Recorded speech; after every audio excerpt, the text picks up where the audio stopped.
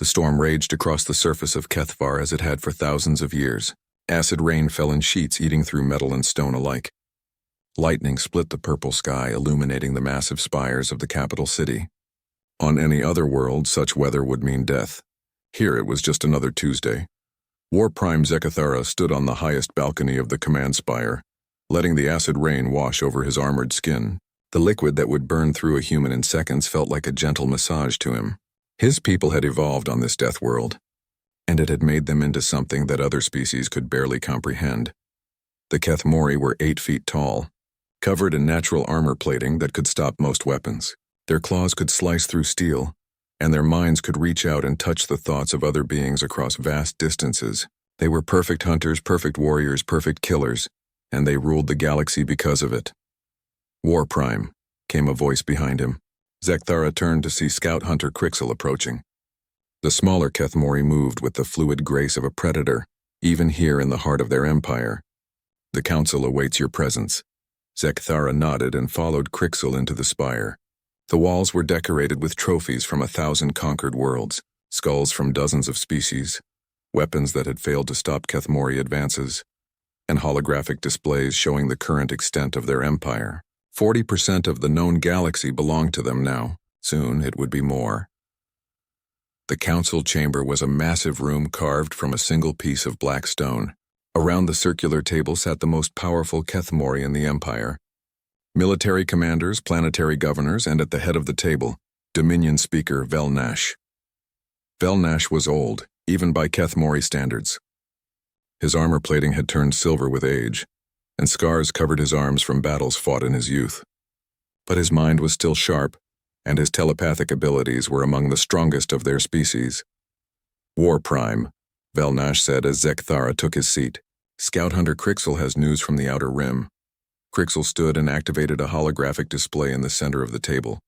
A spiral arm of the galaxy appeared, one that had been marked as unexplored on their maps for generations. My long-range scouts have detected something interesting, Crixel began. Energy signatures consistent with faster-than-light travel. A new species has achieved interstellar flight. Murmurs ran around the table. New species were always valuable. They could provide new slaves, new resources, new worlds to add to the empire. What do we know about them? Asked General Mortek, a scarred veteran of the Zephani conquest. Very little, Crixel admitted. They call themselves humans. They appear to be from a single world recently unified. Their technology is primitive compared to ours, but they have achieved FTL capability faster than most species. How fast?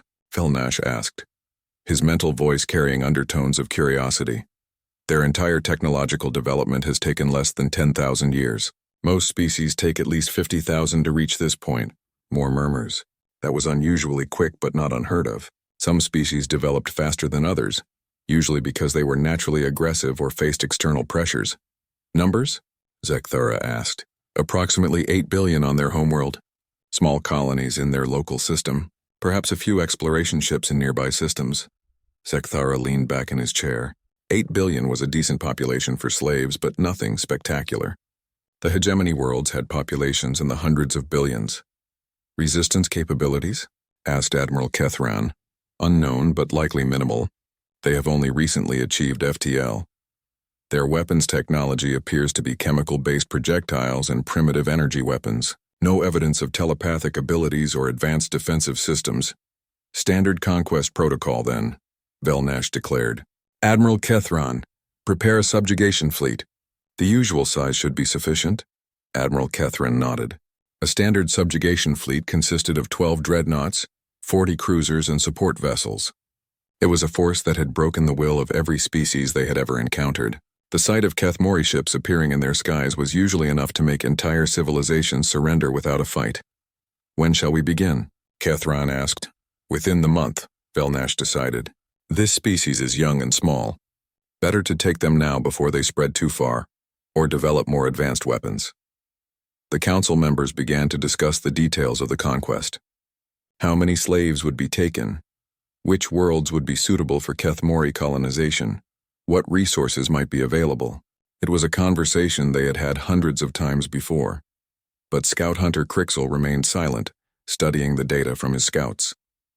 Something about these humans bothered him, though he could not say what. Their technological development was fast, yes, but there was something else. The way their ships moved in the limited footage his scouts had gathered. The patterns of their communications. Something was different about them. Is there something else, Scout Hunter? Velnash asked, his telepathic abilities easily picking up Crixel's unease. Perhaps nothing, Dominion Speaker, but my scouts noted some unusual behavior patterns. The humans seemed to explore differently than other species. How so? Most species, when they achieve FTL, send out careful, planned expeditions to nearby systems. They map resources, establish trade routes, expand slowly and methodically.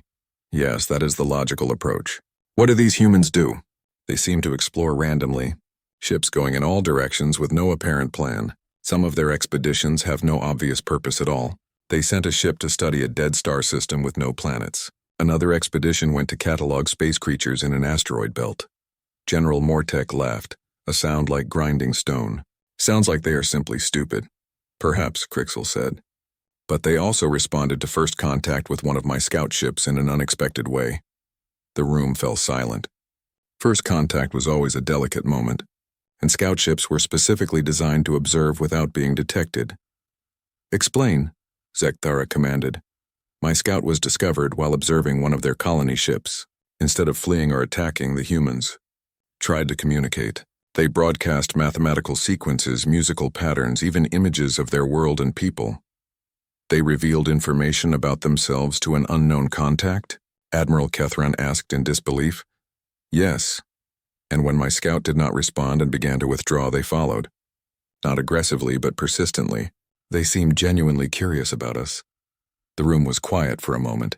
In all their history, the Kethmori had never encountered a species that responded to first contact with curiosity, rather than fear or aggression. Irrelevant, Velnash finally declared. Curiosity will not stop our dreadnoughts. If anything, it makes them easier prey. A curious species is a distracted species. The council members nodded in agreement. They had seen it all before. Young species always thought they were unique, special, destined for greatness. The Zephani had thought their crystal technology made them invincible. The Merdun had believed their underwater cities were impregnable. The Thexai had trusted in their hive mind to coordinate perfect defenses. All of them had learned the same lesson in the end. Nothing in the universe could stand against the Kethmori Empire. Nothing was strong enough, smart enough, or fierce enough to resist them. As the council dispersed and began making preparations for another routine conquest, none of them noticed the small detail buried in Scout Hunter Crixel's report. When the human ship had tried to communicate, it had broadcast on over 1,000 different frequencies simultaneously.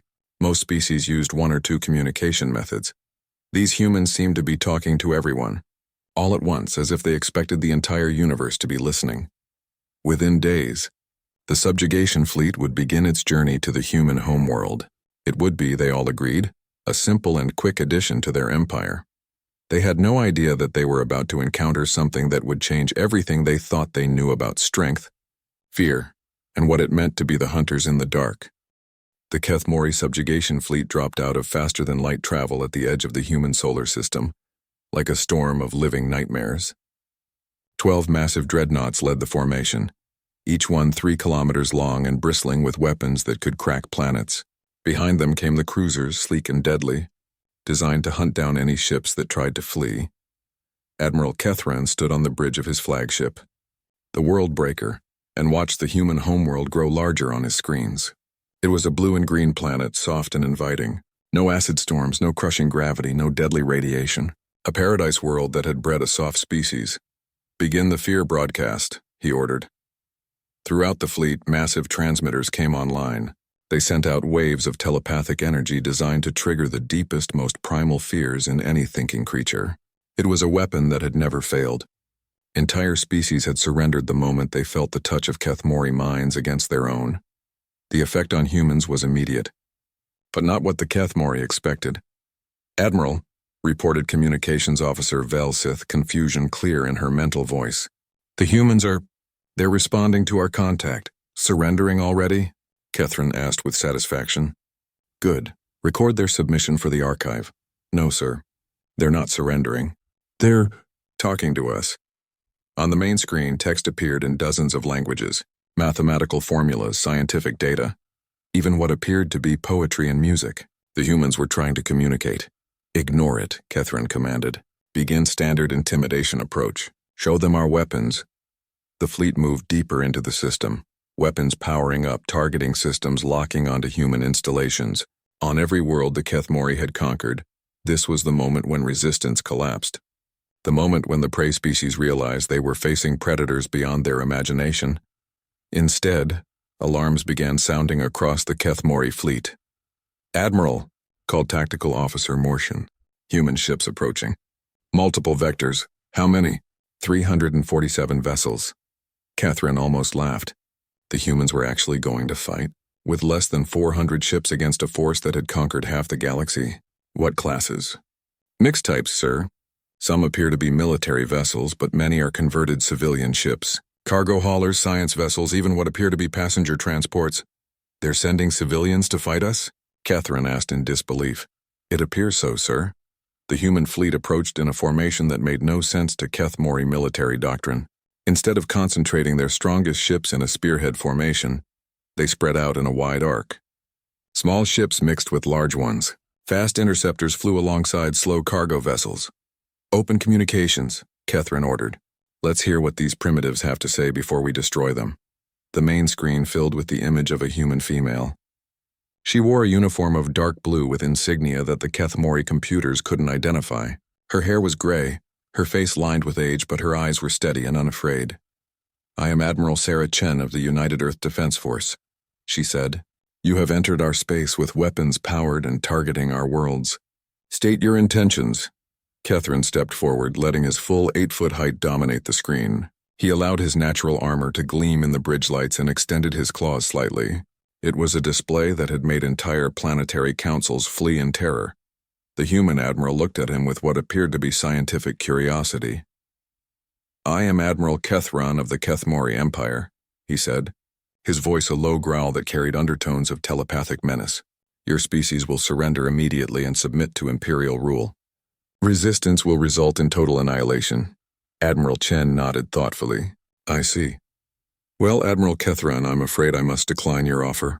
This system is under the protection of the United Earth Defense Force, and we do not submit to threats."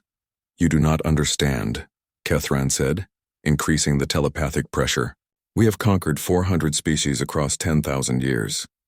Your primitive weapons cannot harm us. Surrender now, and some of your kind may be permitted to live as slaves."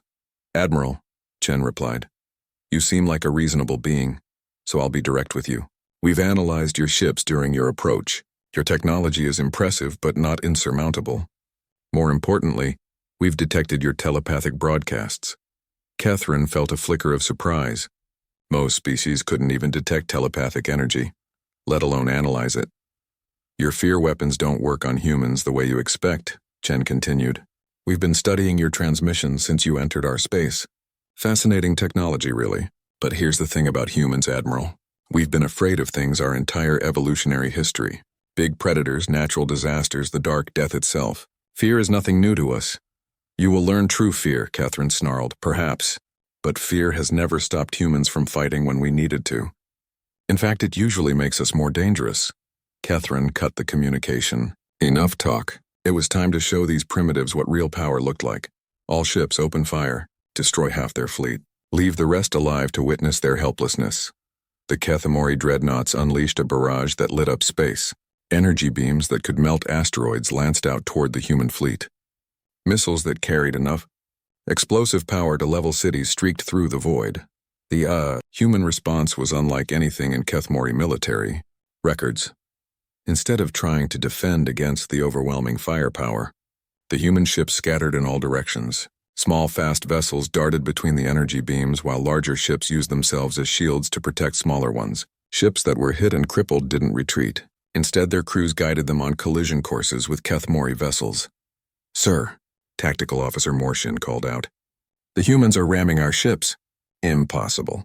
No species is that reckless, and sir, I'm reading multiple impacts. The humans are using damaged vessels as weapons." On the tactical display, Catherine watched a human cargo hauler, its hull breached and bleeding atmosphere, slam into the side of a Kethmori cruiser. The explosion took out both ships, but the human vessel had been doomed anyway. They had traded a dying ship for a healthy enemy vessel. "Admiral," came another report. "We're receiving transmissions from the human ships. They're broadcasting tactical data to each other, in the open. They want us to hear it." "What kind of tactical data?" "Everything, sir. Our weapons patterns, shield frequencies, engine signatures. Every ship that engages us is reporting what they learned to the entire human fleet." Rand felt something he had never experienced before. Uncertainty. The humans were learning and adapting faster than any species he had ever fought. Each engagement taught them something new, and they shared that knowledge instantly with every other ship in their fleet.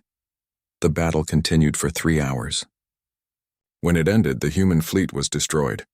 Every ship had been reduced to debris or drifting hulks. But they had taken 47 Kethmori vessels with them, including 2 cruisers and a dreadnought. No species had ever inflicted such casualties on a Kethmori subjugation fleet. "Admiral," Communications Officer Velsith reported.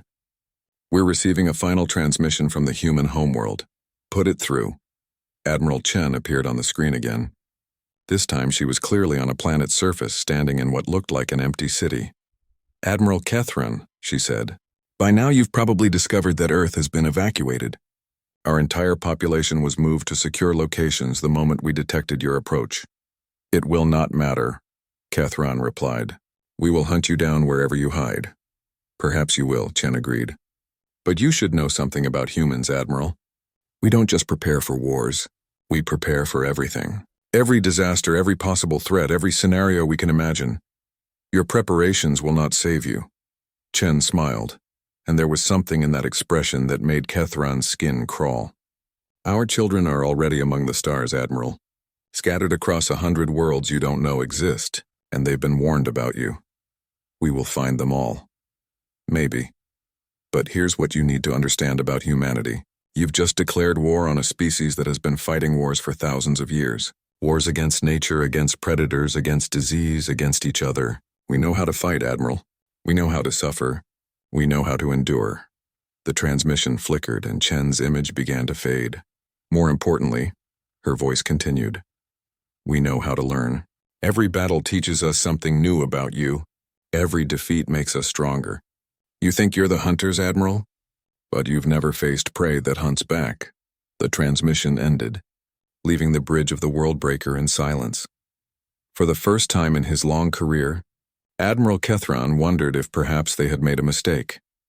In the debris field where the human fleet had made its last stand, automated beacons continued broadcasting. Not distress calls, but detailed analysis of Kethmori weapons, tactics, and ship designs. The data streamed out into space, carried by faster-than-light communications to destinations unknown. The humans had lost the battle, but they had turned their defeat into a lesson for everyone who came after them. And somewhere in the dark between the stars, that lesson was being learned. 6 months after the destruction of the human fleet, War Prime Zekthara led the full conquest armada toward Earth. 500 ships strong, it was a force that could have reduced entire star systems to rubble. As they approached the blue world that had given birth to humanity, every sensor was focused on detecting the desperate defenses of a broken species. Instead, they found nothing. "Report," Zekthara commanded from the bridge of his flagship. "The death of worlds. Planetary scan complete." "War Prime," reported sensor operator Thekval. "The planet shows signs of recent massive evacuation. All major cities are empty. No defensive installations detected. No orbital platforms. No resistance. Population? Approximately 50,000 individuals scattered across rural areas, mostly elderly and infirm who were unable to travel." Zekthara stared at the peaceful blue world on his screen. This was wrong. Conquered species always made a final desperate stand at their homeworld. They gathered their remaining forces, fortified their cities, fought to the last breath to protect the world that gave them birth. Humans had simply left. "War Prime," came another report. "Long-range sensors are detecting human settlements across 47 star systems. They appear to have established colonies throughout this entire region of space." 47 systems in 6 months? Zekthara asked in disbelief. "Yes, sir. Our scouts report that they're using modified cargo vessels as colony ships. Fast deployment, minimal infrastructure. They seemed to be spreading as widely as possible rather than building strong, defendable positions. It was the opposite of every military doctrine the Kethmori had ever encountered. When faced with a superior enemy, you consolidated your forces, built strong defenses, made them pay for every world they took. You didn't scatter like leaves in the wind. Begin systematic elimination, Zekthara ordered. We'll hunt them down one colony at a time. The campaign that followed was unlike anything in Kethmori military history. The first human colony they attacked was called New Geneva. The Kethmori fleet arrived expecting to find a hastily built settlement with minimal defenses. Instead, they found a trap. The colonists had spent months preparing. They had studied every scrap of data from the first battle, analyzed every Kethmori weapon signature, learned from every tactical mistake. When the Imperial fleet moved in to begin bombardment, hidden weapons platforms opened fire from asteroid fields and dead moons. The humans had learned to fight like Kethmori, using stealth and ambush tactics. But they had added something new, sacrifice, war prime, called Tactical Officer Morith. Human ships are ramming our vessels again. Multiple impacts across the fleet. Destroy them all, Zekthara snarled. Sir, they're not trying to escape. They're using their ships as guided missiles. They're targeting our command vessels specifically. On the tactical display, Zekthara watched a human destroyer, its hull cracked and bleeding atmosphere, slam into the bridge section of a Kethmori dreadnought. The explosion destroyed both ships, but the human vessel had been doomed from the start. They had traded one dying ship for a command vessel worth 50 times as much. The battle lasted 6 hours. When it ended, New Geneva was a smoking ruin. But the Kethmori had lost 30 ships, including 3 command vessels. The humans had lost everything, but they had broadcast every moment of the battle to the rest of their scattered colonies. The next attack was worse. At the colony of Haven, the humans had learned from New Geneva's sacrifice. This time they didn't just fight. They evacuated their population to hidden ships during the battle, then detonated their entire settlement as the Kethmori moved in to claim it. The explosion was nuclear in scale, taking out 2 cruisers and damaging a dozen more. They're destroying their own worlds rather than let us have them, Admiral Kethron reported during a fleet conference. This is not rational behavior. It's perfectly rational, Scout Hunter Crixel replied. He had been studying human tactics for months now, trying to understand their patterns. They're denying us resources while gathering intelligence. Every battle teaches them more about us while costing us ships we can't easily replace. We have the largest fleet in the galaxy, War Prime Zekthara said. We can afford losses, can we? Crixel asked. We've lost over 200 ships in 6 months of fighting. Most species surrender after losing 20. The humans have lost thousands of ships and show no signs of stopping. The truth was becoming unavoidable. Humanity was adapting to fight the Kethmori faster than any species in recorded history. Each engagement revealed new tactics, new technologies, new ways of turning weakness into strength. At the Colony of Freedom, the humans unveiled something that shook the Empire to its core: reverse-engineered Kethmori technology. How is this possible? Zekthara demanded, staring at sensor readings that showed human ships firing Kethmori-style energy weapons. They've been salvaging our wrecks, Crixel explained, but they're not just copying our technology. They're improving it. These weapons have a 15% higher energy output than our standard armaments. In 6 months, they've not only learned to build our weapons but made them better. Yes, War Prime. And they're sharing the technology across all their colonies. What one human settlement learns, they all learn. But the worst discovery came 3 months later, during the attack on the colony of Sanctuary. The Kethmori fleet arrived to find the settlement defended not just by humans, but by ships from a dozen other species. Zephani crystal vessels flew alongside human destroyers. Merdun bioships coordinated with human carriers. Even some hegemony cruisers, supposedly loyal subjects of the Empire, had joined the human defense fleet. What is this? Zekthara roared. Sir, reported Communications Officer Velsith, we're receiving a transmission from the defense fleet. Multiple species are broadcasting. Put it through. The screen filled with multiple images. Humans, yes, but also Zephani crystalline beings, aquatic Meridan, and even what appeared to be a Kethmori officer. Greetings, War Prime Zekthara, said a human female. I am Captain Maria Santos of the Terran Defense Corps. These are my allies, Commander Zelthar of the Free Zephani. Admiral Murgoth of the liberated Merdun, and Scout Hunter Crixel of the Keth Mori Liberation Front. Zekthara felt his world tilt. Crixel? What is the meaning of this treason? Crixel stepped forward on the screen. His armor bore new markings, symbols that the computer identified as human military decorations. It is not treason, War Prime. It is evolution. The humans have shown us something we never knew existed. The concept that the strong should protect the weak instead of dominating them. You have been corrupted by alien influence. I have been educated, Crixel replied calmly. These humans saved my life when my scout ship was damaged in an asteroid field. They could have taken me prisoner, interrogated me, executed me. Instead, they repaired my ship and offered me a choice: return to the Empire or learn a different way to live. And you chose betrayal. I chose hope. The battle that followed was a nightmare for the Keth Mori. The Alliance fleet fought with coordinated precision, each species contributing their unique strengths to a combined strategy. Zephani crystal technology amplified human weapons. Merdun bioships provided organic shielding that could regenerate damage. Keth Mori defectors shared intelligence about Imperial fleet movements and weaknesses. For the first time in their 10,000-year history, the Keth Mori retreated from a battle. As the Imperial fleet limped away from Sanctuary, reports began flooding in from across the Empire. Rebellions on 17 worlds, slave species declaring independence, Imperial garrisons under attack by their own subjects. How widespread is this? Zekthara asked during an emergency council session. The human infection has spread across 40% of our subject species, reported Intelligence Commander Veldash. They're calling it the Liberation Network. Every species the humans contact seems to join their cause. How are they converting our subjects so quickly?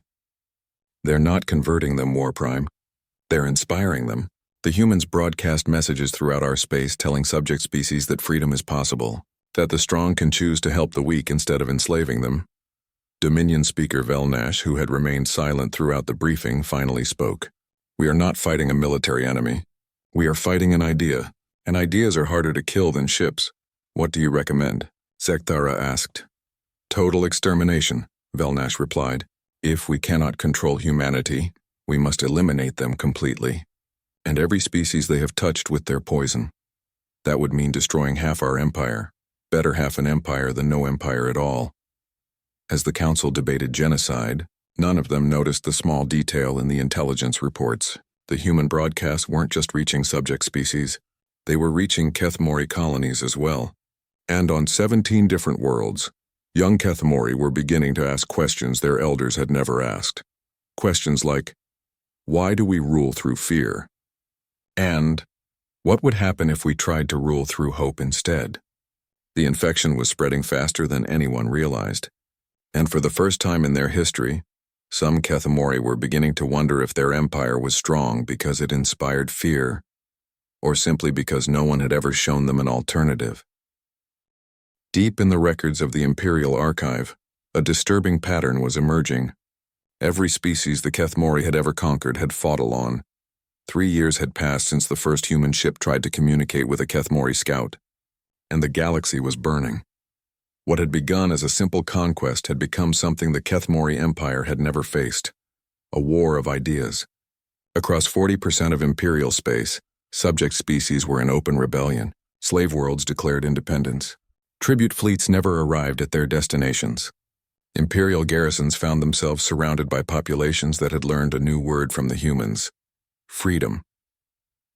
In the Imperial capital on Kethvar, Dominion Speaker Velnash stood before a holographic map that showed the extent of the crisis. Red markers indicated worlds in rebellion. Yellow showed systems where Imperial control was weakening. Green marked worlds still loyal to the Empire. There was far too much red and yellow, and the green was shrinking every day. Report, he commanded. General Mortek, scarred veteran of a dozen conquests, stepped forward. His usual confidence was gone, replaced by something that would have been unthinkable 3 years ago: uncertainty. The situation continues to deteriorate, Dominion Speaker. We've lost contact with the hegemony worlds in the outer spiral. The Zephani have declared their independence and are actively fighting alongside human forces. The Merdun have abandoned their tribute obligations and retreated to their deep ocean worlds. What about our own forces? That's More complicated, Mortek hesitated. We've had 17 cases of Kethmori units refusing orders to bombard civilian populations. 12 incidents of crews releasing prisoners instead of executing them. And yesterday the entire 4th Scout Wing defected to join what they're calling the Liberation Alliance. Velnash felt something cold settle in his stomach. Kethmori did not refuse orders. Kethmori did not show mercy to enemies. Kethmori certainly did not defect to join rebellions. How? He asked. The human influence is spreading through our ranks, admitted Intelligence Commander Veldash. They don't use telepathic control or chemical conditioning like other species have tried. They use something far more dangerous. Examples. Explain. Veldash activated a holographic display showing a recent battle report. Last month, the cruiser Bone Crusher was disabled during an engagement with human forces. Standard protocol would be for the humans to destroy the ship or take prisoners for interrogation. Instead, they rescued the entire crew from life support failure, provided medical treatment, and released them with a message. What message? That the strong should protect the weak, not prey upon them. That true strength comes from choosing when not to kill, not from being able to kill everything you encounter. Velnash studied the report in silence. The Bone Crusher incident wasn't isolated. Across the war zone, humans consistently showed mercy to defeated enemies, rescued civilians from combat zones, and treated prisoners with what they called dignity. It was behavior that made no sense from a military perspective, but it was having devastating effects on Kethmori morale. There's more, Veldash continued. The humans have been broadcasting throughout our space. Not propaganda or threats, but stories. Stories? Accounts of their history. Wars they've fought, not for conquest, but to protect others.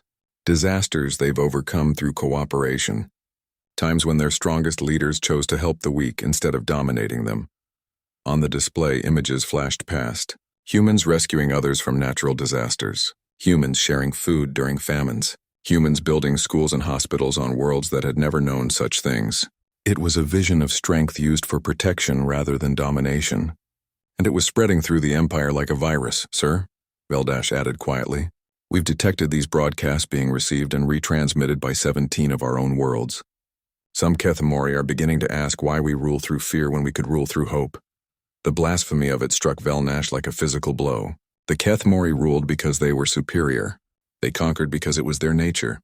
They had built the greatest empire in galactic history because they were the apex predators of the universe. But the humans were showing an alternative, and that alternative was proving dangerously attractive. Where is War Prime Zekthara? Velnash asked. Leading the assault on the human stronghold at New Terra, Mortek replied. He's been gone for 2 months. New Terra was the largest human colony, home to nearly 1 billion refugees from Earth and a dozen other worlds. It was the heart of the Liberation Alliance, protected by the most powerful fleet the humans had ever assembled. If Zekthara could break it, the rebellion might collapse, but if he failed... Dominion speaker, came an urgent call from the communications center. Priority transmission from War Prime Zekthara. Put it through. The holographic display shifted to show the bridge of the death of worlds. Zekthara stood at the center, but something was wrong. His armor was scorched, his claws were stained with his own blood, and his eyes held something that had never been there before. Doubt. Dominion speaker, Zekthara said, his mental voice heavy with exhaustion. I must report the failure of the New Terra assault. Define failure. We breached their outer defenses, but the cost was unprecedented. They've developed new weapons, new tactics. Ships that sacrifice themselves to save others. Pilots who ram their fighters into our dreadnoughts without hesitation. They fight not just to win, but to give time for their civilians to escape. Acceptable casualties are expected in war. Velnash, Zekthara said, using the Dominion speaker's name without honorific for the first time in memory. I lost 60% of my fleet. 60%, against a force half our size. And in the end, they escaped. All of them. Every civilian, every non-combatant, every child. They sacrificed their entire fleet to buy time for evacuation ships to reach safety. The bridge fell silent. A 60% loss rate was catastrophic. The Kethmori had never suffered such casualties in any single engagement. But worse than the casualties, Zekthara continued, was what happened afterward. When we moved to secure the colony, we found that they had left behind supplies, medical equipment, food, even entertainment materials. And a message. What kind of message? An invitation. They invited us to join their alliance. They said that any Kethamori who wanted to learn a different way of living would be welcome among them. They offered to teach us how to use our strength to protect instead of dominate. Velnash felt his worldview cracking like ice under pressure. And 47 of my crew requested transfer to the human fleet. The admission hung in the air like a death sentence. Kethamori warriors, elite soldiers of the greatest empire in galactic history, had chosen to join their enemies rather than continue fighting them. Sir, came another voice from the communications center. We're receiving multiple priority signals from across the Empire. Rebellions have broken out on 39 worlds in the last hour. The governors are requesting immediate military assistance. Velnash looked at the tactical display. Red markers were spreading across the map like a plague.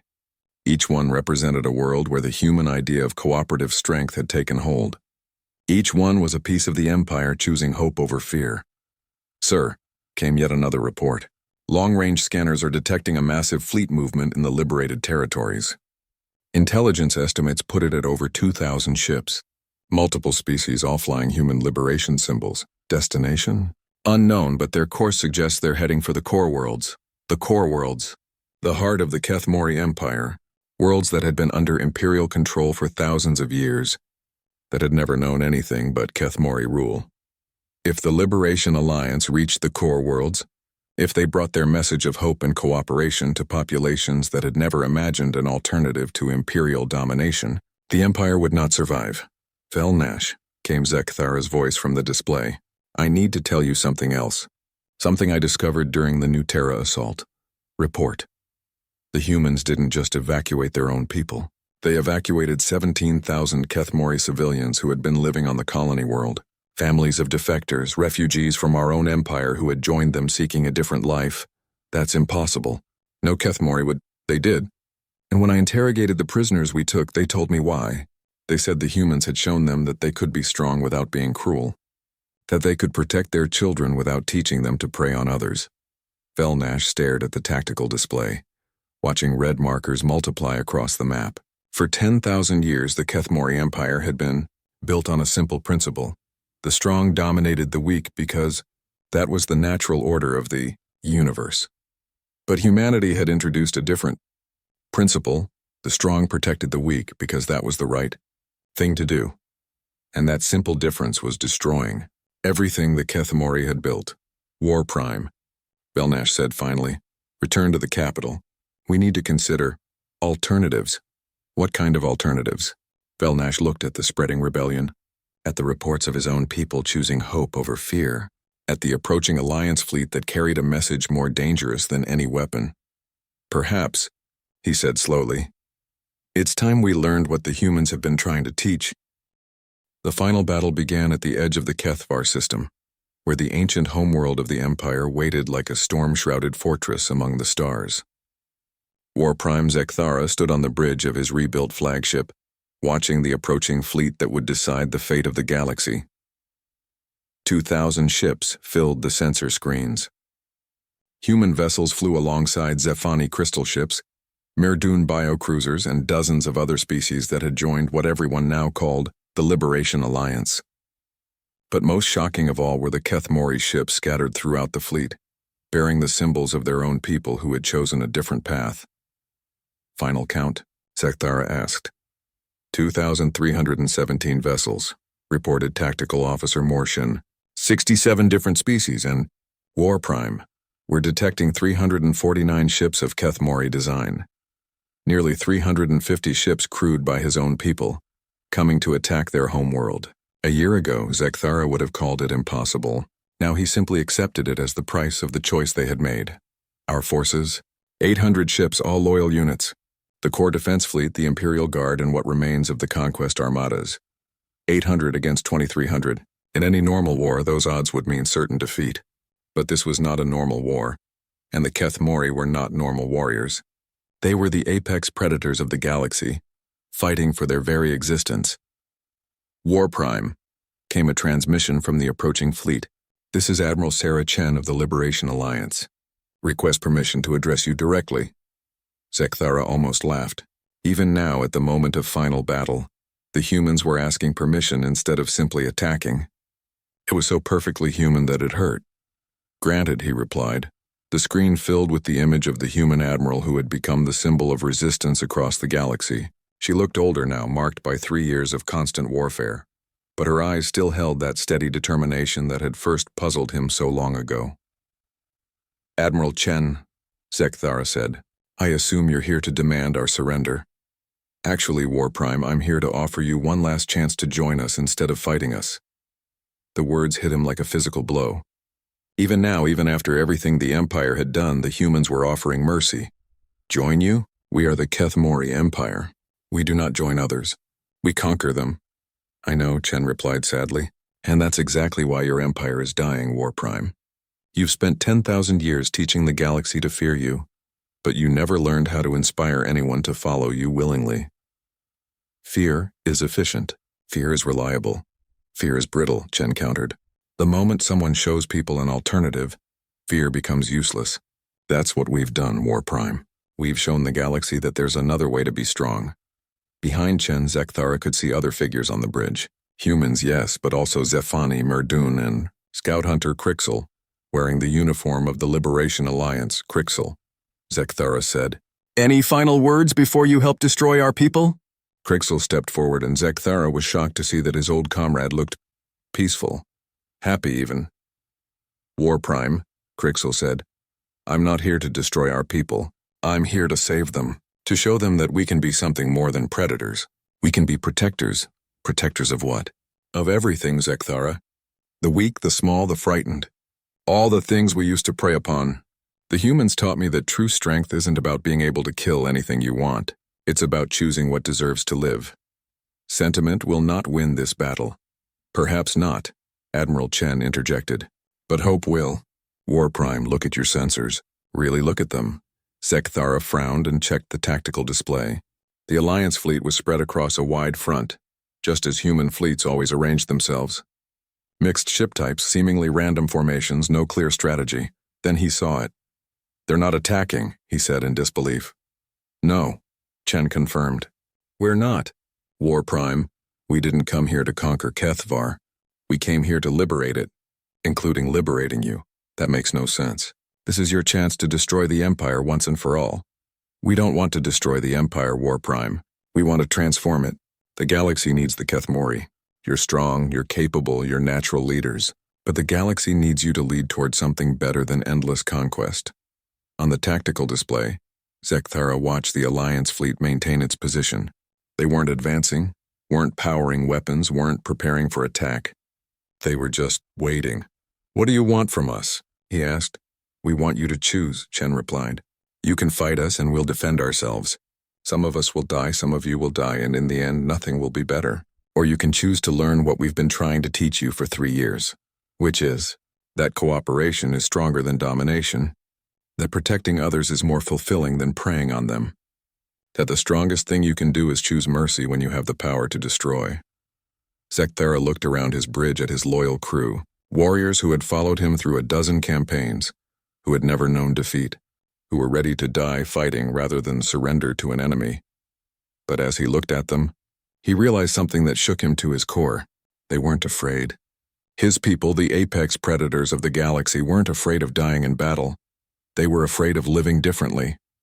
"War Prime," came a hesitant voice from his communications officer. "We're receiving signals from the planet. Multiple cities they're requesting to speak with the Alliance fleet." "What, sir?" "It appears that Kethmori civilians on the homeworld want to hear what the humans have to say." The betrayal cut deep. Even here, on their own homeworld, the human infection was spreading. His own people were choosing hope over fear. "Admiral Chen," Zekthara said slowly, "what happens if we refuse? If we choose to fight?" "Then we fight," Chen replied simply. "And thousands die on both sides. And afterward, whoever survives will have to live with the knowledge that all those deaths accomplished nothing except proving that killing is easier than changing. And if we consider your offer, then we start building something new together. A galaxy where the strong protect the weak instead of preying on them, where different species work together instead of one dominating all the others, where the Kethmori are respected not because they're feared, but because they choose to use their strength wisely." Zekthara closed his eyes and felt the weight of 10,000 years of imperial history pressing down on him.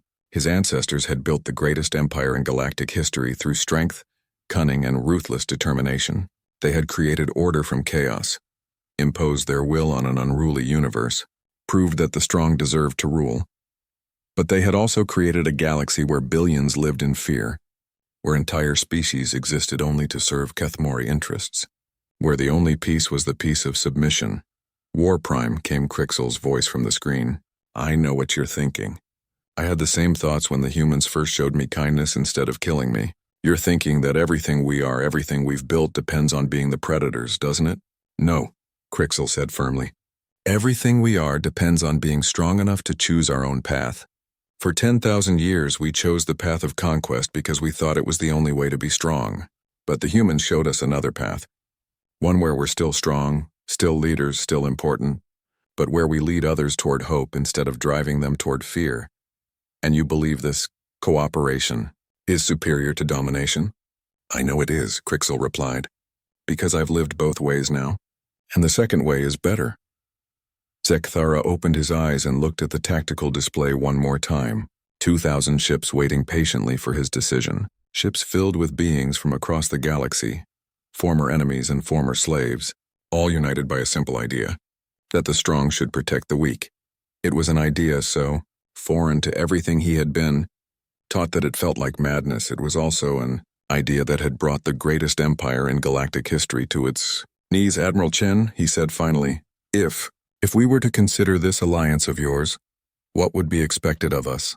The same thing we expect of everyone, Chen replied. To protect those who can't protect themselves. To share your strength instead of hoarding it. To choose hope over fear whenever possible. And our empire would become something new. A confederation instead of an empire. A cooperation instead of a conquest. Led by beings who choose to serve others instead of ruling them. Zekthara looked around his bridge one more time. His crew watched him with expressions he had never seen before. Not fear, not anger, but curiosity.